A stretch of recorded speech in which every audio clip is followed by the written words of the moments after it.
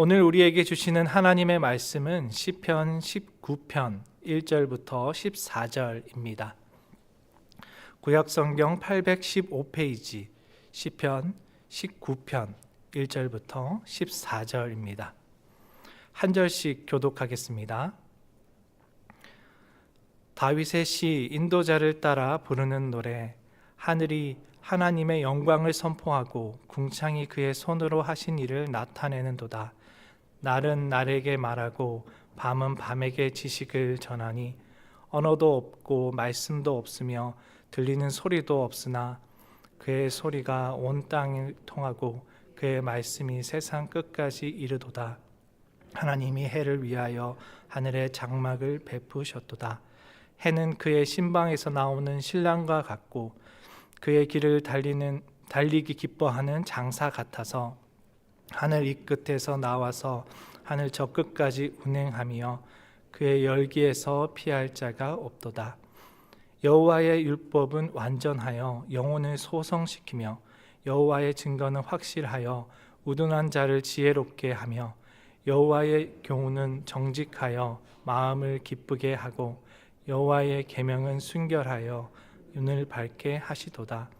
여호와를 경외하는 도는 정결하여 영원까지 이르고 여호와의 법도 진실하여 다 의로우니 금 곧 많은 순금보다 더 사모할 것이며 꿀과 송이꿀보다 더 달도다. 또 주의 종이 이것으로 경고를 받고 이것을 지킴으로 상이 크니이다. 자기 허물을 능히 깨달을 자 누구리요. 나를 숨은 허물에서 벗어나게 하소서. 또 주의 종에게 고의로 죄를 짓지 말게 하사 그 죄가 나를 주장하지 못하게 하소서. 그리하면 내가 정직하여 큰 죄가에서 벗어나겠나이다. 나의 반석이시요 나의 구속자이신 여호와여, 내 입의 말과 마음의 묵상이 주님 앞에 연락되기를 원하나이다. 아멘. 천국은 마치라는 찬양이 있습니다. 금은 보화가 숨겨진 밭을 발견한 자가 자신의 가진 모든 것을 팔아 그 밭을 사고 만다는 내용의 곡입니다. 천국의 가치를 아는 자는 이를 얻기 위해 온 힘을 다한다는 내용입니다. 말씀 역시 마찬가지입니다. 말씀의 가치와 영광을 깨닫는 사람은 결코 가만히 있을 수 없습니다. 그로 인해 기뻐하고 때로는 울고 웃으며 말씀과 동거동락하고 말씀 안에서 의미와 풍성한 유익을 누리게 됩니다. 오늘 시편 19편도 말씀에 관한 내용입니다. 시편은 총 5권으로 이루어져 있습니다. 그중 서론은 1, 2편인데 이는 전체 주제가 무엇인지를 알려줍니다. 시편 1편은 토라시로 복 있는 자는 여호와의 말씀을 주야로 묵상하는 자임을 말하고, 시편 2편은 제왕시로 왕이신 하나님의 주권과 다스림에 대해서 다룹니다. 말씀과 왕되심이란 주제가 시편 전반에 깔려 있는 것을 보여주는 것입니다.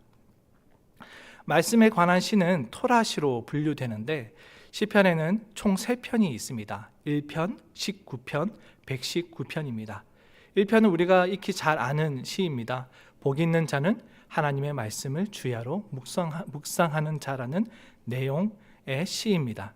나머지 19편과 119편도 말씀에 관해 이야기하는데 이것에 대해서 우리가 알고 배우면 시편 기자가 말하는 말씀 그리고 묵상이 어떤 것인지를 이해하게 됩니다.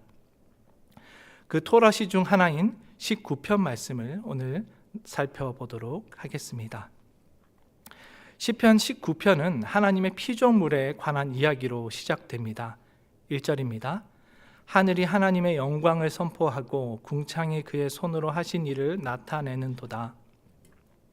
하늘은 하나님의 거처로 인간의 존재를 압도하는 장엄하며 광활한 아름다운 피조물로 하나님의 영광을 선포합니다. 궁창과 하나님의 손으로 하신 일은 천지 창조를 떠올리게 합니다.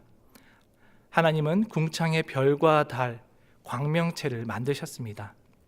1절은 피조물이 하나님의 영광을 선포하고 있음을 알려줍니다. 2절부터 4절입니다. 날은 날에게 말하고 밤은 밤에게 지식을 전하니 언어도 없고 말씀도 없으며 들리는 소리도 없으나 그의 소리가 온 땅에 통하고 그의 말씀이 세상 끝까지 이르도다. 하나님이 해를 위하여 하늘에 장막을 베푸셨도다. 그 선포에는 밤낮이 없습니다. 계속해서 지식이 전해지는데 낮에는 태양이, 밤에는 별과 달이 그 사명을 감당하고 있는 듯 보입니다. 그 소리는 놀랍게도 사람의 언어, 말씀, 들리는 소리로 전해지는 것이 아닙니다. 하지만 역설적이게도 그 모든 곳에 그 소리는 닿습니다. 또한 그렇게 하나님의 말씀은 세상 끝에 이릅니다.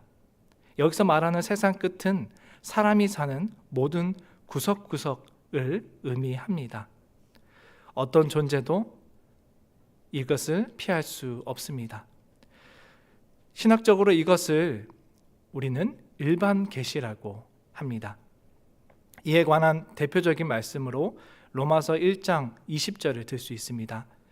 창세로부터 그의 보이지 아니하는 것들 곧 그의 영원하신 능력과 신성이 그가 만드신 만물에 분명히 보여 알려졌나니 그러므로 그들이 핑계하지 못할지니라. 하나님은 만물의 영원하신 능력과 신성을 보였고 알리셨습니다. 만물은 존재함만으로도 메시지를 전달합니다. 세상에 존재하는 모든 자는 이를 부인할 수도 핑계할 수도 없습니다. 어떤 이는 아무것도 느끼지 못하고 보지 못하고 알지도 못한다고 말하기도 합니다. 하지만 성경은 하나님의 계시가 온 우주에 퍼져 있다고 말합니다.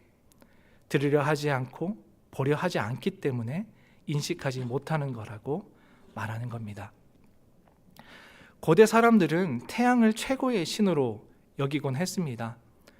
하지만 그조차도 하나님께서 만드신 피조물에 불과하다고 오늘 말씀은 이야기합니다. 하나님은 태양이 하루 일과를 마치고 쉬는 장막을 준비해 주셨습니다. 태양도 하늘과 궁창과 마찬가지로 하나님의 영광을 선포하고 비춥니다. 5절부터 6절입니다. 해는 그의 신방에서 나오는 신랑과 같고 그의 길을 달리기 기뻐하는 장사 같아서 하늘 이 끝에서 나와서 하늘 저 끝까지 운행하며 그의 열기에서 피할 자가 없도다.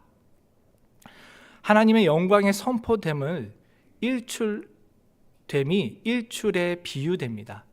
신방에서 나오는 신랑이 결혼 행렬 시작을 위해 또는 결혼 후 신부와 밤을 지새운 뒤 신방에서 나오는 신랑의 기쁨처럼 영광은 퍼져 나갑니다.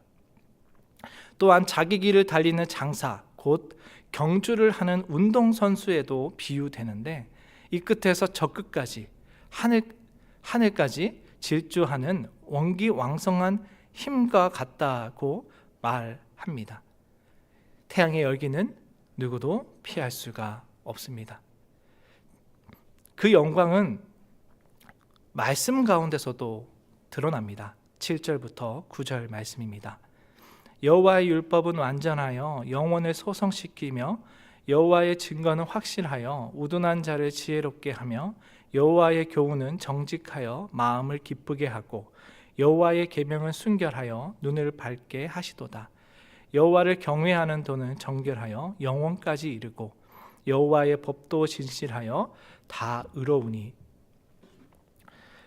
여기서 말씀은 6가지 다른 표현으로 되어 있고 6가지 문장으로 수식됩니다. 여호와의 율법, 증거, 교훈, 계명, 경외, 법. 이것은 완전하고 영혼을 소성시키며 확실하고 우둔한 자를 지혜롭게 하며 정직하며 마음을 기쁘게 하고 순결하며 눈을 밝게 하고 정결하며 영원하고 진실하며 의롭습니다. 말씀은 생명이자 영혼이며 완전하신 하나님의 또 다른 이름과 같아 보입니다. 한마디로 말씀은 영광 그 자체라는 겁니다.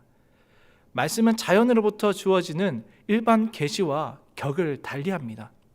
자연 만물은 하나님의 살아계심을 보였지만 말씀은 하나님의 증거가 될 뿐 아니라 영혼을 구원하고 하나님과의 관계를 회복시킵니다. 하나님과의 인격적인 소통이 이루어지게 합니다. 말씀은 영원과 완전함 그 자체입니다. 그래서 이것을 신학적으로 특별 계시라고 합니다. 10절입니다. 금 곧 많은 순금보다 더 사모할 것이며 꿀과 송이꿀보다 더 달도다. 그 말씀은 그 어느 것보다 귀하고 값집니다. 금은 보화와 귀하디 귀한 송이꿀과 비교하거나 견줄 수 있는 것이 아닙니다. 말씀의 가치와 영광을 발견한 자는 천국을 소유하기 위해 모든 것을 버린 자 같이 말씀을 소중히 여깁니다. 11절입니다. 또 주의 종이 이것으로 경고를 받고 이것을 지킴으로 상이 크니이다. 시편 19편 말씀을 고백하는 이가 다윗이라고 본다면 주의 종이란 고백은 큰 의미를 가집니다. 왜냐하면 모든 것을 누리고 다스릴 수 있는 왕이 하나님께 내어 맡긴 것이 되기 때문입니다. 그런 자에게 말씀은 삶의 인도자, 지침서가 됩니다. 말씀은 하나님이 원하지 않는 일을 주의시키고 말씀에 순종함으로 받는 유익들에 대해 알려주어 하나님 앞에 온전히 서게 도와줍니다.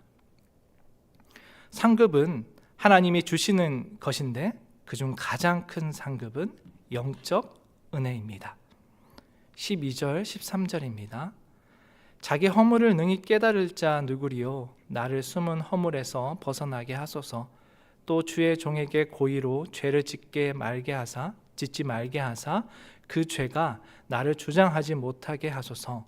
그리하면 내가 정직하여 큰 죄가에서 벗어나겠나이다. 말씀을 받아들이면 깨닫게 되는 것이 있습니다. 자기 허물입니다. 말씀은 마치 태양이 온 땅을 비추듯 사람의 모든 것을 숨김없이 들추어냅니다.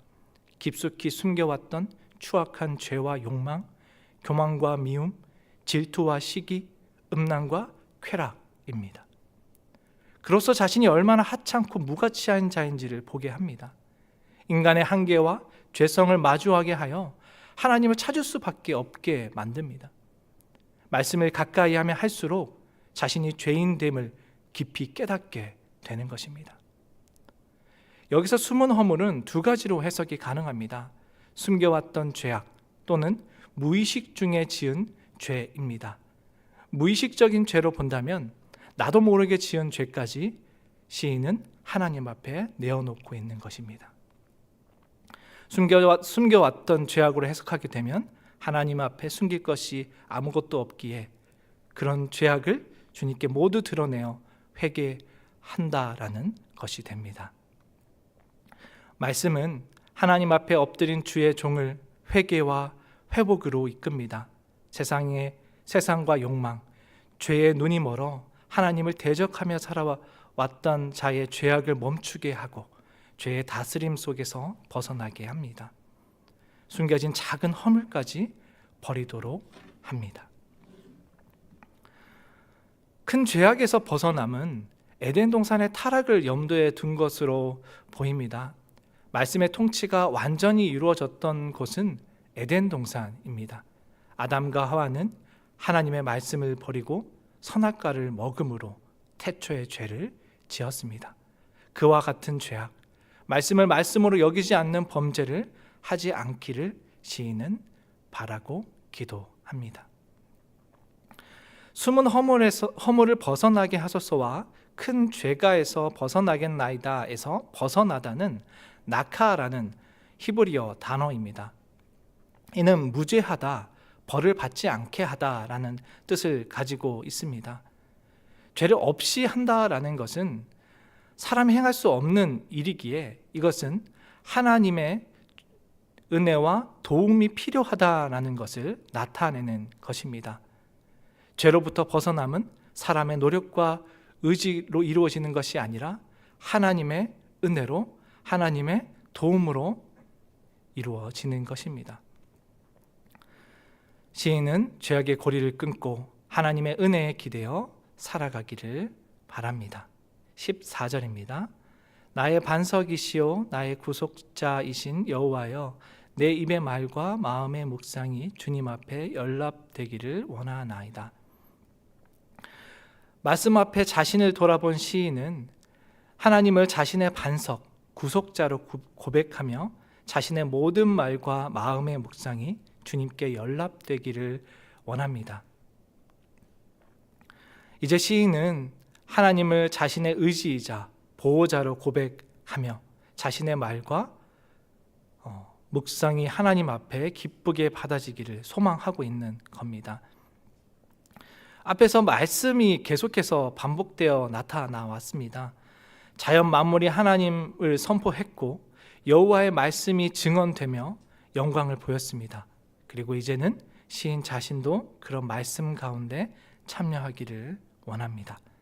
또한 완전하며 진실하며 기쁨과 회복이 되는 죄와 허물 앞에 서게 만드는 그 말씀을 묵상함으로 하나님의 기쁜 제물이 되기를 원합니다.